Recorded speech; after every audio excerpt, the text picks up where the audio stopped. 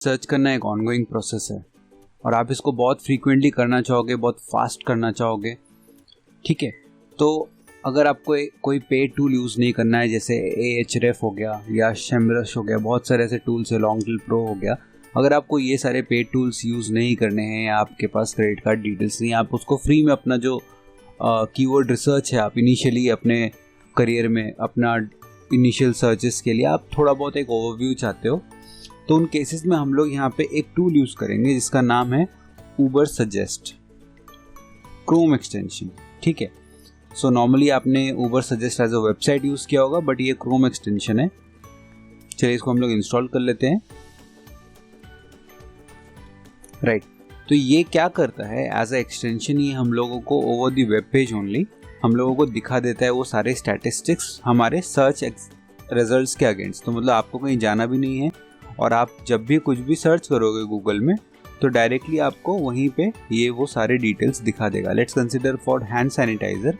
यहाँ पे आप देखो हैंड सैनिटाइज़र के अगेंस्ट कितना वॉल्यूम है, कितना उनका CPC है, सर्च डिफ़िकल्टी क्या है, वो सारे जो स्टैटिस्टिक्स है वो आपको यहीं पे दिखा रहा है। साथ ही साथ जैसा डोमेन स्कोर के बारे में मैंने आपको बताया था, डोमेन का क्या स्कोर है वो यहाँ पे दिखा रहा है।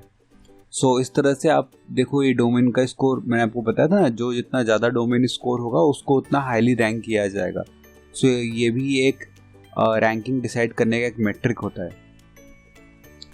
सो अभी जैसे ये डेटा को किस तरह से आप समझते हैं मैं आपको बता देता हूँ। सो आपने जब हैंड सैनिटाइजर सर्च किया तो आपको यहाँ पे 3 चीज़ें दिख रही है। सबसे पहली बात तो ये है कि 2 लाख लोग पर month hand sanitizer as a keyword Google में यहाँ पे टाइप करके एंटर करके उसके बारे में समझते हैं। तो hand sanitizer in an alone 2 lakh के करीब उसका वॉल्यूम है।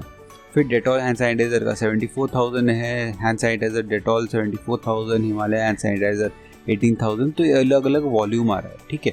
और CPC में कॉस्ट पर क्लिक कितना पे कर रहे हैं लोग हैंड सैनिटाइज़र सिर्फ कीवर्ड के लिए, और कितना सर्च डिफ़िकल्टी है। मतलब आपको अगर ऊपर आना है, गूगल में नंबर 1 पे आना है, तो आपको उसके लिए कितना मेहनत करना पड़ेगा, अराउंड उसका एक यहाँ पे परसेंटेज दिया। तो 77 एक बहुत ही हाई नंबर है, उसके लिए एक बहुत ही पावरफुल वेबसाइट चाहिए, बहुत पावरफुल डोमेन स्कोर चाहिए, तब जाके आप उसको नंबर 1 पे आ सकोगे। तो यहाँ पे अगर आप देखोगे लिखा है the average web page that ranks in top 10 has 37 backlinks and domain score of 81। तो एवरेज डोमेन स्कोर 81 लाना बहुत ज़्यादा डिफिकल्ट है, अनलेस आपका जो वेबसाइट है वो 15-20 ईयर्स पुराना है, आपने कॉन्स्टेंटली बढ़िया कंटेंट उस पर डाला है, आप सारे जो पॉलिसीज़ और कंप्लायंसेस है उसको आप मैनेज करके चले हैं।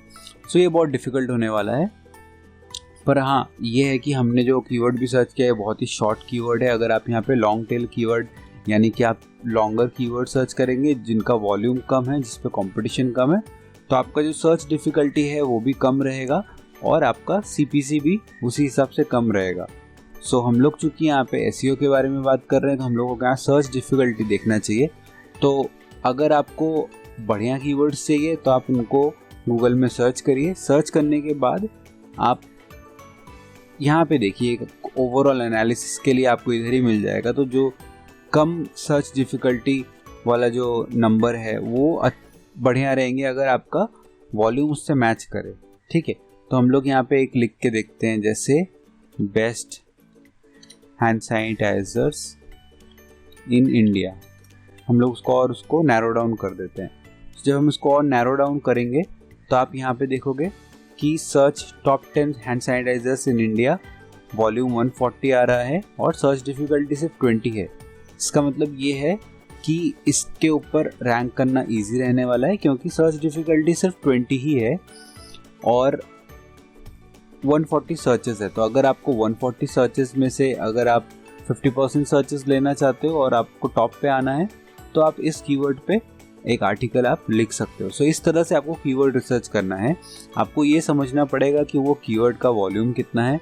अगर कम है तो आपको देखना पड़ेगा सर्च डिफ़िकल्टी कितना है। अगर वो भी कम है, इसका मतलब ये है कि वॉल्यूम भी कम है, लोग कम सर्च कर रहे हैं, बट वो टुकड़ों में आप वो एक्वायर कर सकते हो जो ऑडियंस है अलग अलग कीवर्ड्स के लिए।